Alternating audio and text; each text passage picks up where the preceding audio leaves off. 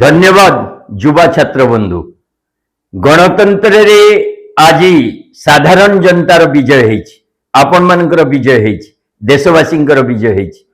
छात्र हत्याकारी 20 रु अधिक छात्र छात्रींकर मृत्यु पाई दायी, पेपर लीक पाई दायी अपारग शिक्षा मंत्री धर्मेंद्र प्रधान आज इस्तीफा देवाक बाध्य होइछन्ति।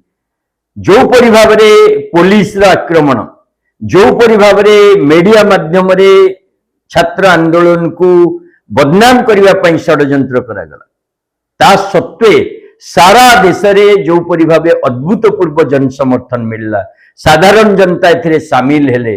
देशवासी प्रथम थर पर शिक्षा को नहीं जो आंदोलन को आसिले, शिक्षार गुरुत्व बढ़िला, दुर्नीति शून्य परीक्षा पाई जो दाबी मजबूत है, ये आगामी दिन रे आम गणतंत्र को आउरी बलिष्ठ करिवो। और एपरी स्वेच्छाचारी अत्याचारी जो शासक जो मंत्री माने रहिचंती तांको प्रति भी गोटे अंकुश लागिवो। आज आपण मन समस्त पुन थरे धन्यवाद ए प्रकार सफलता पाई। और जो धर्मेंद्र प्रधान इस्तीफा देले सेथि पाई ये सत्यर जय हेछि, ये संघर्षर जय हेछि, और ये गणतंत्र विजय हेछि।